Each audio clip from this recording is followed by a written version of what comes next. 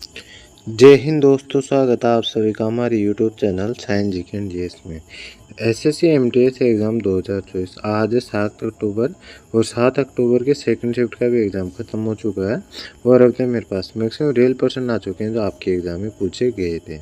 तो शुरू करते हैं आज का वीडियो और देख लेते हैं आज के सेकंड शिफ्ट में किस प्रकार के क्वेश्चन पूछे गए हैं जीके एंड जीएस के। तो आज का फर्स्ट क्वेश्चन होने वाला है जीके का, जो आपके सेकेंड शिफ्ट में पूछा गया था। फर्स्ट क्वेश्चन है, सेक्रेनी महोत्सव किस भारतीय राज्य में मनाया जाता है? तो ये नागालैंड में मनाया जाता है। नागालैंड इसका राइट आंसर हो जाएगा। इसकी बात करें तो सेक्रेनी नागालैंड में मिनी हॉर्नबिल जनजातीय उत्सव के एक भाग के रूप में फरवरी के माह मनाया जाने वाला 10 दिवसीय त्यौहार है। तो ये फैक्ट आपको ध्यान रखना है। इस बार नेक्स्ट क्वेश्चन पूछा गया था, अनुच्छेद 16 किससे संबंधित है? तो सार्वजनिक रोजगार के मामलों के अवसर की समानता संबंधित है। तो ये इसका राइट आंसर हो जाएगा। इसके बाद नेक्स्ट क्वेश्चन है, रामपुर सहवासन घराने के संस्थापक कौन थे? तो उस्ताद इनायत हुसैन खान थे। तो ये इसका राइट आंसर हो जाएगा। और उनकी बात करें तो ग्वालियर घराने के जन्मदाता हहू खां व हस्सू खां के दादा नथन पीर बख्श माने जाते हैं ये। तो ये भी आपको ध्यान रखना है। इस बार नेक्स्ट क्वेश्चन है, बीसीसीआई ने WIPL के 2023 टीम नीलामी से कितनी कमाई की है? तो इनकी बात करें तो बीसीसीआई ने WIPL यानी वुमेन इंडियन प्रीमियर लीग की बात करें तो टीम नीलामी से कितनी कमाई की है? तो पांचों टीमों की बिक्री से बीसीसीआई को 4,669.99 करोड़ रुपए का फायदा होने वाला है। तो ये इसका राइट आंसर हो जाएगा। यदि ऑप्शन में दिया गया होगा तो ये इस प्रकार से लगभग कोई क्वेश्चन ऑप्शन में आपके दिया होगा। और न्यूनतम बोली की बात करें तो 757 करोड़ रुपए की थी और जबकि ATM के लिए अधिकतम बोली 1289 करोड़ रुपए की थी। तो ये भी आपको ध्यान रखना। इसमें नेक्स्ट क्वेश्चन पूछा गया था, प्लेइंग टू विन निम्नलिखित में से किस खिलाड़ी की आत्मकथा है? तो ये साइना नेहवाल की आत्मकथा है। तो साइना नेहवाल इसका राइट आंसर हो जाएगा और इनको भारत की स्टार बैडमिंटन खिलाड़ी माना जाता है। तो ये भी आपको ध्यान रखना है। इसमें नेक्स्ट क्वेश्चन है, मिर्गी एक दीर्घकालिक बीमारी है जो किसके कारण होती है? तो मिर्गी एक दीर्घकालिक बीमारी है जो मस्तिष्क कोशिकाओं में असामान्य विद्युत गति के कारण होती है। तो ये इसका राइट आंसर हो जाएगा। इसके बाद नेक्स्ट क्वेश्चन है, दप्पू डांस किस राज्य का लोक नृत्य है? आंध्र प्रदेश और तेलंगाना के लोक नृत्य है। तो ये इसका राइट आंसर हो जाएगा। आंध्र प्रदेश के अन्य लोक नृत्यों में कुचिपुड़ी, विलासनी नाट्यम, आंध्र नाट्यम, भामा कल्पम, वीरानाट्यम और टपेटा, कुल्लू और लंबाड़ी ये सभी नृत्य और डिम्सा, कोलाटम और बूटा बोमल्लू और जैसे नृत्य सभी शामिल है।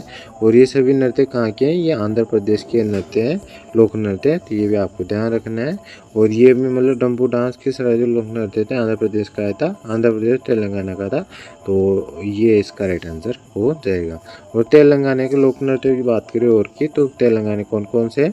तेलंगाना के प्रमुख लोक नृत्यों में गुसाड़ी नृत्य, ढीमसा नृत्य, लंबाड़ी नृत्य, पेरिनी शिव तांडवम नृत्य जैसे नृत्य शामिल है। तो ये भी आपको ध्यान रखना है।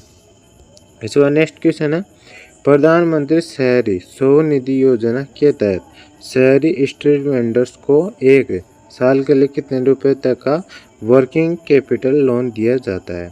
तो 10,000 रुपये तक का लोन दिया जाता है। 10,000 रुपये इसका राइट आंसर हो जाएगा। और ये आवास एवं शहरी मामलों के मंत्रालय के तहत योजना शुरू की गई थी। तो ये भी आपको ध्यान रखना है।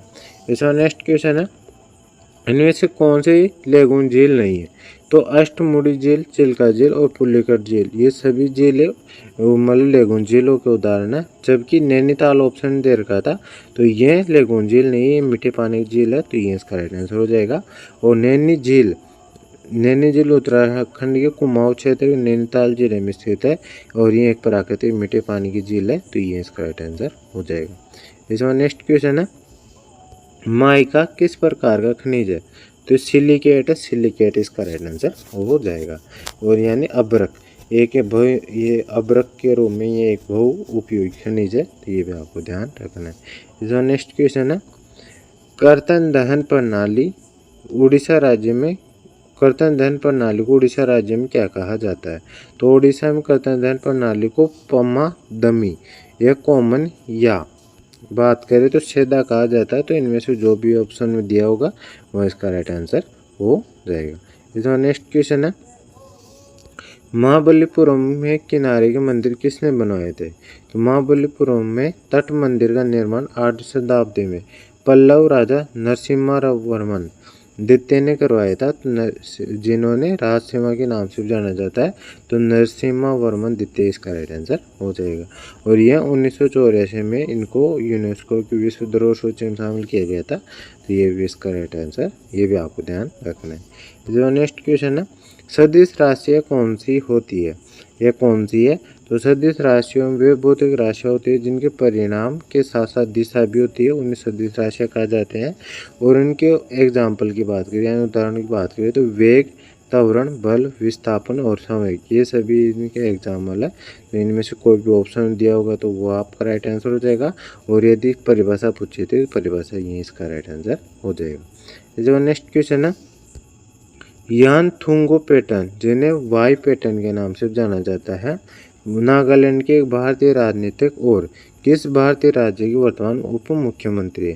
तो ये नागालैंड के हैं, नागालैंड इसका राइट आंसर हो जाएगा। जो नेक्स्ट क्वेश्चन है, सम्राट अशोक का हृदय परिवर्तन कब हुआ था? ये कलिंग युद्ध के बाद हुआ था, कलिंग युद्ध इसका राइट आंसर हो जाएगा। और कलिंग युद्ध कब हुआ था? तो ये सम्राट अशोक का हृदय परिवर्तन कलिंग युद्ध के बाद हुआ था। और कलिंग युद्ध 261 ईसा पूर्व 261 ईसा पूर्व के आसपास लड़ा गया था।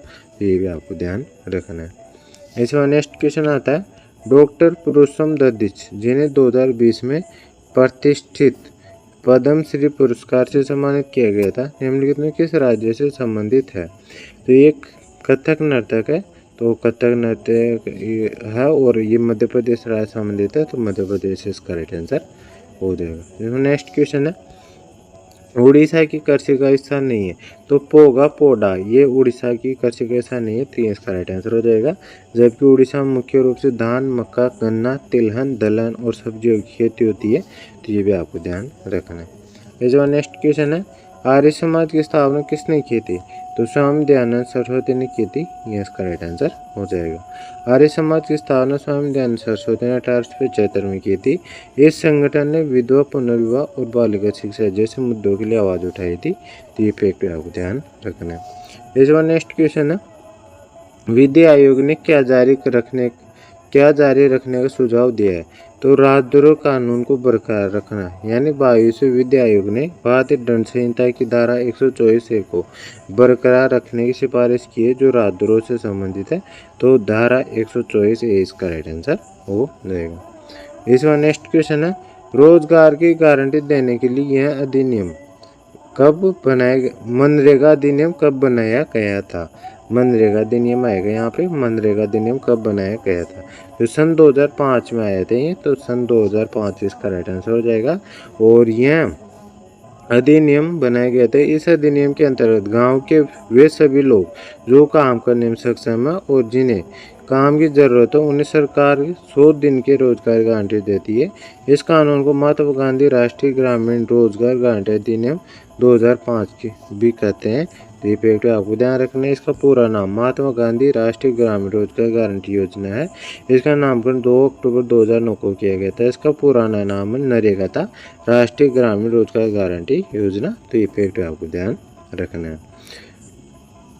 तो ये सभी क्वेश्चन थे जो आज के सेकंड शिफ्ट में पूछे गए थे। आई होप आपको यह सेकंड शिफ्ट का क्वेश्चनों का वीडियो एनालिसिस आप वीडियो पसंद आया होगा। वीडियो पसंद आए तो वीडियो को लाइक कर देना। चैनल पर नए हो तो चैनल को सब्सक्राइब कर बेल आइकन ऑन कर लेना, और ताकि मैं जैसे थर्ड शिफ्ट का एग्ज़ाम खत्म होगा और उसका एनालिसिस का वीडियो लेके आऊँगा तो उसका नोटिफिकेशन आप तक पहुँच जाएगा और आप सबसे पहले इस वीडियो को देख सकेंगे। तो मिलते हैं नेक्स्ट वीडियो में, तब तक के लिए जय हिंद जय भारत।